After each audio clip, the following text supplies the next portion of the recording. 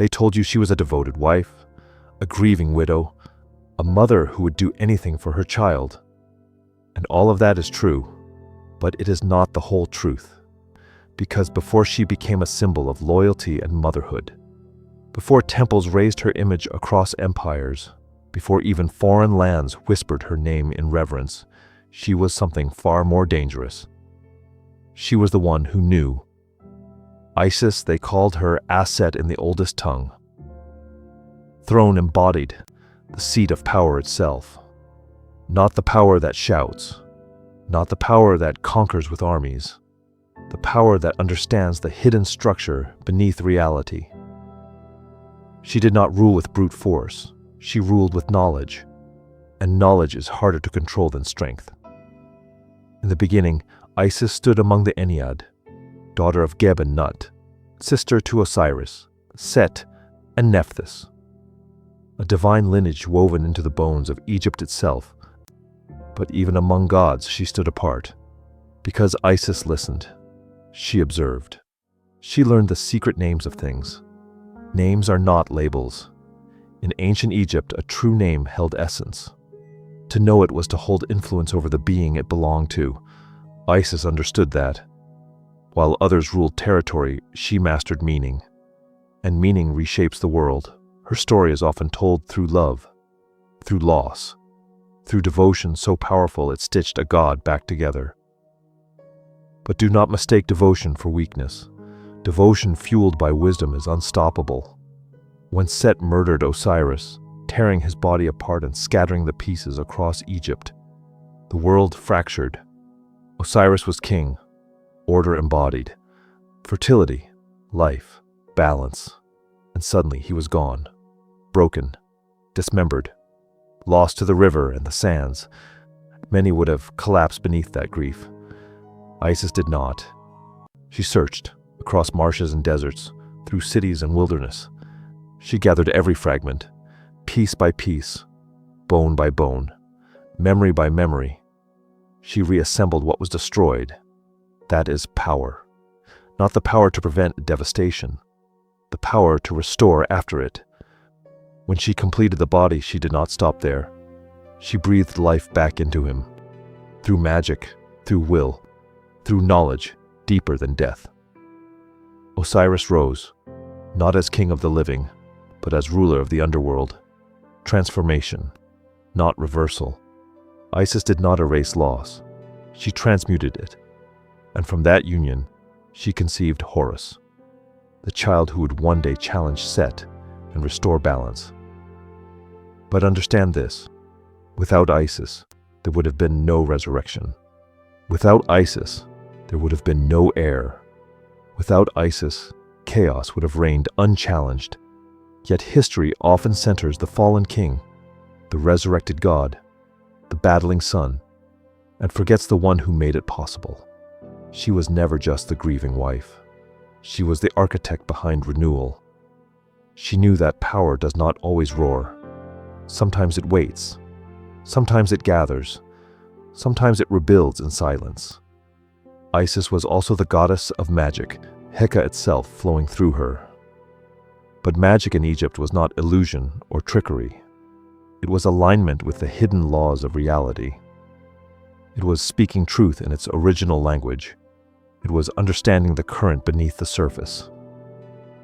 There is a story rarely told loudly, the story of how Isis sought the secret name of Ra. Ra, the sun god, ruler of the heavens, held a name so sacred it contained his essence. To know it was to know the foundation of divine authority. Isis wanted that name, not for vanity, for sovereignty. So she crafted a serpent from the earth mixed with Ra's own spittle, a creature born of his essence. The serpent bit him, poisoned him. The gods panicked. Ra burned with pain, and Isis stepped forward. She could heal him, but only if he revealed his true name. Pressed by agony, he whispered it to her, and with that knowledge, she healed him. Understand what that means. She did not overthrow him. She did not strike him down. She gained what she needed through strategy, through patience, through intellect. power conceded, not stolen. After that moment, Isis carried authority no one could fully challenge. She held the hidden name of the sun itself. That is not the act of a passive goddess. That is the act of one who understands that knowledge is the deepest form of control. You have been told she represents loyalty, but she also represents cunning. You have been told she embodies motherhood, but she also embodies mastery. You have been told she resurrected a god, but she also outmaneuvered one. Isis protects children. Yes. She protects the vulnerable. Yes. But she also protects continuity, legacy, future. When she hid Horus in the marshes to shield him from Set's wrath, she did not simply cradle him. She taught him. She prepared him. She understood that survival is not enough. Preparation is necessary. And when Horus eventually confronted Set, it was not only strength that stood against chaos. It was inheritance. Wisdom passed through devotion. Isis is often depicted with wings spread wide. Wings are not decorative. They shield. They gather. They rise. In funerary art, her wings extend over coffins, protecting souls in transition. She does not prevent death. She guides passage. Because she understands cycles. Loss is not finality. It is transformation waiting to be shaped. When your world fractures, when something you loved collapses, Isis does not promise restoration to what was. She offers reconstruction into something new. But reconstruction requires effort. It requires facing what is broken. It requires gathering the scattered pieces of yourself. You know what that feels like. When betrayal dismantles trust. When grief hollowed you out. When identity shatters. In those moments, you have two choices. Remain fragmented or gather yourself. Isis chose to gather, and in doing so, she became more powerful than before. Because the one who can rebuild cannot be permanently defeated. Across centuries, her worship spread beyond Egypt, to Greece, to Rome, across the Mediterranean. She became universal, a goddess of protection, magic, and salvation. Even empires that conquered Egypt adopted her. That is influence. That is endurance. They could conquer land. They could not conquer her. Because Isis is not confined to territory, she is an archetype, the intelligence that refuses despair, the devotion that transforms loss into strategy, the knowledge that sees through illusion. She is the quiet force behind survival. When you feel broken, she is not asking you to deny pain. She is asking you to gather your pieces. When you feel powerless, she is not demanding aggression. She is inviting awareness. When you feel overshadowed, she is reminding you that influence often works unseen.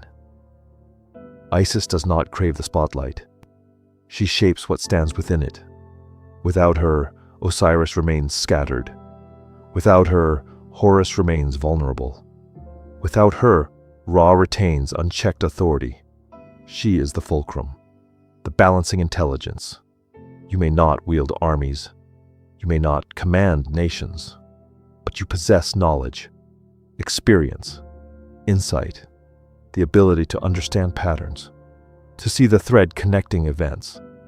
That is Isis within you, the part that refuses to surrender to chaos, the part that rebuilds after collapse, the part that learns instead of breaks. Her crown is a throne, not because she sits upon power, but because she embodies it. A throne is the foundation of rule. Without it, kings fall. Without Isis, divine order fractures. She is the structure beneath visible authority. They remember her as compassionate. They sometimes forget she is formidable. She did not ask permission to resurrect Osiris. She did not hesitate to challenge Ra. She did not crumble before Set. She adapted. She strategized. She endured. And endurance guided by intelligence reshapes destiny. When you stand in the aftermath of loss, remember her search. When you feel dismembered by circumstance, remember her gathering. When you confront authority that dismisses you, remember her negotiation with the sun. Isis does not teach submission. She teaches sovereignty through awareness. She teaches that love and strength are not opposites. They are allies. She loved Osiris, but her love did not weaken her. It fueled her. Devotion becomes power when it aligns with wisdom. There is a reason she endured beyond her culture, beyond dynasties, beyond borders, because every human life will face fragmentation. Every human life will encounter loss. And every human life must decide, will you remain scattered, or will you reconstruct yourself with intention? Isis whispers in those moments, not loudly, not dramatically, but steadily. Gather, learn, rebuild. You are not finished. She is the goddess of thresholds between death and rebirth. Not literal death alone, the death of identity, the death of certainty, the death of what you thought your life would be, and rebirth into something forged by understanding. She does not promise ease. She promises transformation through effort. She does not erase the past. She integrates it, because every fragment contains knowledge, even the painful ones, especially the painful ones. If you feel shattered, she does not pity you. She recognizes you. She sees the pieces waiting to be assembled. She sees the strength that grief carved into you. She sees the strategy forming beneath your silence. The world may underestimate quiet intelligence. It may overlook patience. It may mistake devotion for weakness. But Isis proves otherwise. She reshaped the fate of gods without ever raising a sword. So when your world breaks, do not assume it is ending. It may be invitation. When you are forced to gather yourself from fragments, do not assume you are diminished. You may be becoming formidable. Isis was never only the devoted wife.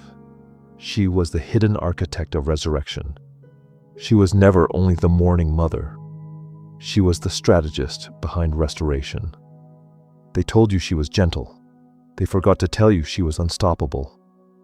And when you feel that steady resolve rising in you, that quiet determination to rebuild, to understand, to transform pain into power, do not dismiss it.